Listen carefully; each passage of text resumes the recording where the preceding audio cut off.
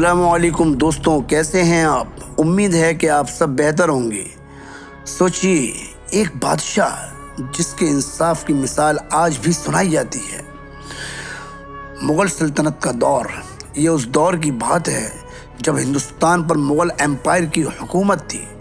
दिल्ली के तख्त पर बैठे थे औरंगज़ेब आलमगीर, एक ऐसे शासक जिसके बारे में लोगों की राय अलग अलग हो सकती है, लेकिन उनके इंसाफ की कुछ कहानियाँ आज भी सुनाई जाती हैं।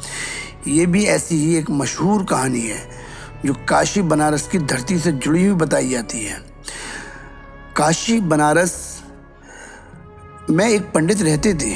उनकी एक बेटी थी शकुंतला।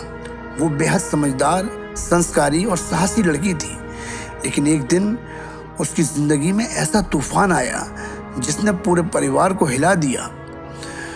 उस इलाके का एक शक्तिशाली सेनापति शकुंतला की सुंदरता पर मोहित हो गया। लेकिन ये मोहब्बत नहीं थी, ये हवस थी। उसने पंडित को बुलाकर कहा, 7 दिन के अंदर अपनी बेटी को डोली में सजाकर मेरे महल भेज देना। ये सुनकर पंडित के पैरों तले जमीन खिसक गई। पंडित घर लौटे, उनकी आंखों में आंसू थे। उन्होंने सारी बात अपनी बेटी को बताई। शकुंतला कुछ देर तक खामोश रही, फिर बोली, पिताजी, 1 महीने का वक्त मांग लीजिए, शायद ऊपर वाला कोई रास्ता निकाल दे। पंडित फिर सेनापति के पास गए और बोले, मेरे पास इतने साधन नहीं है कि मैं 7 दिन में तैयारी कर सकूं। मुझे 1 महीने का समय दीजिए। सेनापति हंस पड़ा और बोला, ठीक है, 1 महीने बाद लड़की मेरे महल पहुंच जानी चाहिए। अब शकुंतला ने एक साहसी फैसला लिया। उसने एक शहजादे जैसा लिबास पहना, चेहरे पर नकाब लगाया और कुछ भरोसेमंद लोगों के साथ दिल्ली की तरफ रवाना हो गई। उसे उम्मीद थी कि शायद हिंदुस्तान का बादशाह उसकी फरियाद सुनेगा। कुछ दिनों बाद वो दिल्ली पहुंची।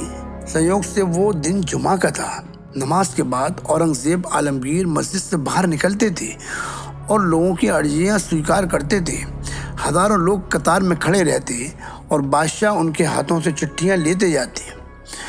शकुंतला भी उसी कतार में खड़ी हो गई।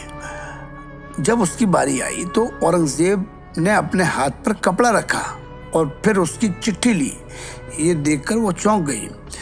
शकुंतला ने पूछा, जहाँ पना, आपने सबकी चिट्ठी सीधे हाथ से ली, लेकिन मेरी चिट्ठी कपड़ा रखकर क्यों ली? कहानी के अनुसार औरंगज़ेब रहमतुल्लाह अलैह ने जवाब दिया, इस्लाम में गैर महरम औरत को छूना जायज़ नहीं, और मैं जानता हूँ कि तुम लड़का नहीं, एक लड़की हो। ये सुनकर शकुंतला हैरान रह गई।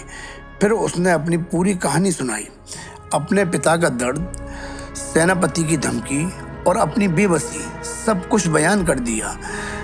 कहानी के अनुसार औरंगज़ेब ने कहा, बेटी, तुम वापस अपने घर लौट जाओ, तुम्हारी डोली अपने समय पर ज़रूर उठेगी।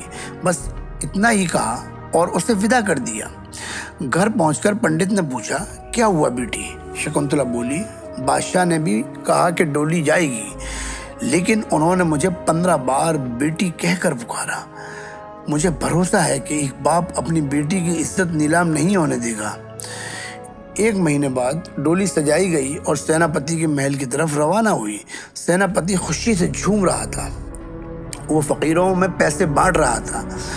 उसी समय एक कंबल ओढ़े फकीर ने कहा, मैं ऐसा वैसा फकीर नहीं, मेरे हाथ में पैसे दो।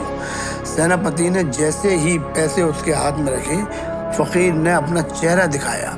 सेनापति की होश उड़ गई, क्योंकि वो कोई फकीर नहीं था, खुद औरंगज़ेब आलमगीर थे।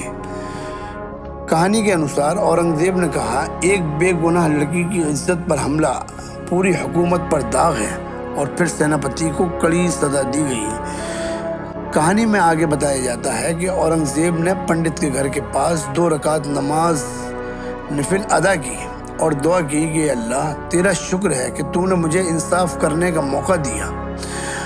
फिर उन्होंने शकुंतला से कहा, बेटी, 1 गिलास पानी लाना। जब पानी लाया गया तो उन्होंने कहा, जिस दिन मैंने तुम्हारी फरियाद सुनी थी, उस दिन से मैंने कसम खाई थी कि जब तक तुम्हें इंसाफ नहीं मिलेगा मैं पानी नहीं पीऊँगा। ये कहानी वर्षों से सुनाई जाती रही है। हालांकि इतिहासकारों के बीच इस घटना के सभी विवरणों की स्वतंत्र पुष्टि नहीं मिलती, लेकिन इस कहानी का संदेश यही है, ताकत का असली मतलब जुल्म नहीं, इंसाफ है। हुकूमत की असली पहचान डर नहीं, न्याय है। और किसी भी समाज की असली खूबसूरती महिलाओं की इज्जत और सुरक्षा में है। एक शासक की महानता उसके महलों से नहीं मापी जाती, बल्कि इस बात से मापी जाती है कि वो कमज़ोर के साथ कैसा व्यवहार करता है और इंसाफ के लिए कितना खड़ा होता है।